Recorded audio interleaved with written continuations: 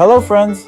In this video, I will show you some more monsters created by me using command block. Once again, I must note that you can use these bosses for your own purposes, whether it's for maps, servers, or other projects. However, there are very rare cases where I might ask for credit. I hope for your understanding. Enjoy watching. You're making your way through a strange swamp and suddenly come across a peculiar button. You press it and then... Let's start with the first boss called Jack-the-Lantern. I believe everyone knows about the Jack-o'-lantern block in Minecraft, which inspired me to create this boss. So firstly, the boss's appearance. Fire emanates from him. He wears an orange leather chestplate and he wields a golden axe, which can bypass shields due to its attack style. Instead of a head, he has a jack-o'-lantern. When Jack spawns, he summons his mini army of pumpkin ghosts. He spawns them randomly around 32 mobs categorized as small, large, and flying. However, the ghosts themselves are quite weak, mainly serving as a distraction in battle. It's worth noting that if Jack dies, his entire army dies with. In addition to summoning his army, Jack immediately applies a high-level blindness effect, which significantly hinders the player during the duel. This effect only wears off if the boss dies. Throughout the battle, Jack periodically spawns smoke at the player's feet. This smoke is poisoned and inflicts negative effects on the player, including severe weakness, hunger, and nausea. Therefore, it's highly recommended to bring milk buckets to counteract these effects. There will be moments to dodge the smoke, but it's challenging. Overall, the boss isn't too difficult if you come prepared with milk buckets and apples. Otherwise, it can be quite challenging. Dropping from the boss is Jack's axe, which grants the player a bit of armor, health, and speed.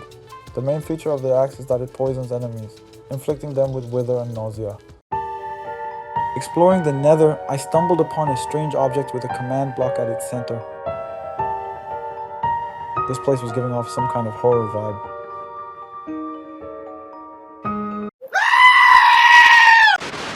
The second boss is the Piglin Lord, dressed in golden armor and towering over regular piglins. In his grasp, a mighty netherite axe. Get ready for his leap attack. You've got to keep your distance. Stay within 5 blocks or else he'll pounce and strike you down in an instant. And don't think you can just push him back. This guy hardly budges. And just when you think you've got him figured out, he calls in reinforcements. A squad of piglins armed to the teeth with netherite swords and crossbows. But wait, there's more. Dark knights emerge from the shadows, setting you ablaze and sending you flying with every hit. It's a battle of endurance and strategy. Suit up in netherite armor to stand your ground against the onslaught, and don't forget those splash potions of slowness to keep the distance. And when it's all said and done, claim your prize, the indestructible Abyssal Lord's Axe, which shines like netherite but grants you the power to defy fire and illuminate the darkest depths. And finally, the last boss for today is the Skeleton. He is the easiest of all the bosses listed above. He appears as a fully armored skeleton dressed in iron armor with unusual eyes. It's worth noting that his helmet is unique and covers his entire head. He attacks with an iron sword. Now let's move on to his abilities. The first thing this boss can do is occasionally strike the player with lightning. Continuing on the topic of his abilities, I'll note that he summons what I call Earthly Grasp. LOL. Well, and the names, of course.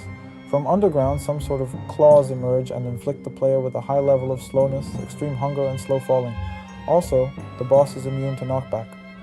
I can definitely advise you to have a bow with you during the battle as it's essential, and a couple of buckets of milk. Unfortunately, nothing drops from the boss. Additionally, the boss can summon a fireball that will fly around and hurl fireballs at the player. The fireball will continue to throw fireballs until the player destroys it. That was all the bosses for today. Now I'll explain how to spawn them. In the folder containing the bosses, besides the command for the boss itself, you will also find an additional command.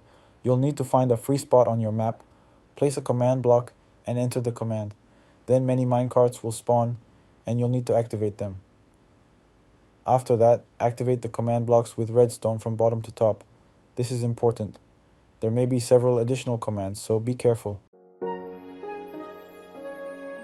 So friends, thank you all for watching. I'd like to remind you that future episodes are only possible if there is some activity, as these videos take quite a bit of time to make. These were old video remakes, and I hope you enjoyed them. Goodbye.